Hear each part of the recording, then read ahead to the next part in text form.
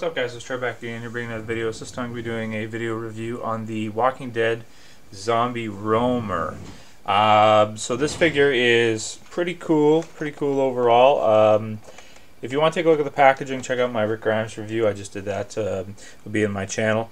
So this guy is pretty much your basic zombie. The body is very similar to the Lurker. The big difference with him is that with this guy here, with the Roamer, is that he's got this knife in his back. And I really like this idea. This is a really cool concept that instead of McFarlane using some, crappy button and some latch or something, they actually went the extra mile to make it look like it's a knife in his back that you use to prop the head to make it look like he's gotten his head blown off. So you just press this button here, and basically this knife will slide up and down, and when it slides up, boom, pops open the head to look like he's gotten shot or, something like that. And then if you want to bring it back down, you just press the button at the bottom, slide the knife in his back down, and then release, and it locks in place. His head comes apart like this, so you could have, Rick axing him in the head or something, like, with a, display like that. So that's pretty cool.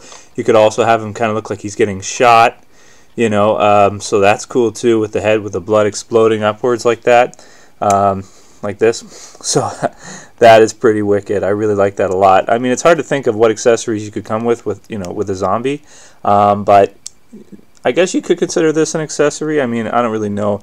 His arm does come off, and he does have articulation at the elbow, and no articulation at this wrist on this hand at all. He just stays there. This wrist too, same thing, but he does have his forearm does come apart, and so you can kind of turn that, sort of. And then he has, ball jointed shoulder and no articulation in the torso. His head also, surprisingly, has no articulation because of the gimmick. His face has articulation, if you want to consider this articulation, where you can move parts of his face down and up to make it look like he's being blown apart by somebody. So that's really wicked. And then his legs do kind of have this weird joint here where they kind of come forward like that and back. But if you do it, it kind of makes his pants look a little weird, and it makes him hard to stand.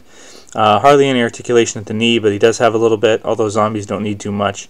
And nothing at the foot. So this guy is he's a little tough to stand sometimes, but you can get it going. It's not too bad. I mean, this is pretty much one of your basic zombie figures. This guy is a great accessory to having, Michonne or Rick or anybody like this for displays. I hope eventually, if this series continues, that we get a whole ton of Walking Dead zombies, that we can have like a whole army of them, like attacking the RV or something. I picked up this RV from Toys R Us for like $15 or something like that, and it does open and everything too, and it's pretty good in scale with the figures. It might be a little small for them, but it's not too bad, and I think that'll be kind of cool. Hopefully we get a lot more zombies.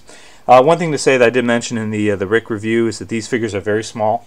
In the back here you can see a 6-inch figure. These guys are 4 1/4, 4.5 inches. A little bit on the small side, not my preference. If you want to hear my thoughts, go check out the review on that. This is a Marvel Legends Rick in the background, custom for a comparison, so you can kind of get a feel of how small these really are.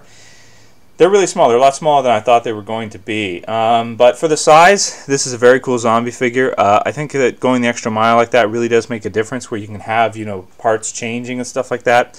Having the knife in his back instead of, having like a latch or something really makes this figure stand out as a zombie figure to me. And for that, as a zombie figure for this size, I got to rate this figure as an 8.5 out of 10. This is a very, very cool figure. If you're a zombie fan, if you're a Walking Dead fan, I would say if you're going to pick up the Rick and the Michonne, you need to have at least one zombie for them to battle.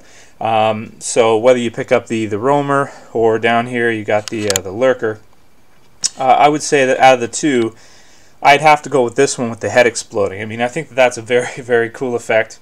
Something that's going to look really good with your display with the other Walking Dead figures. That's it for this one, guys. I'll see you for the next one. Later.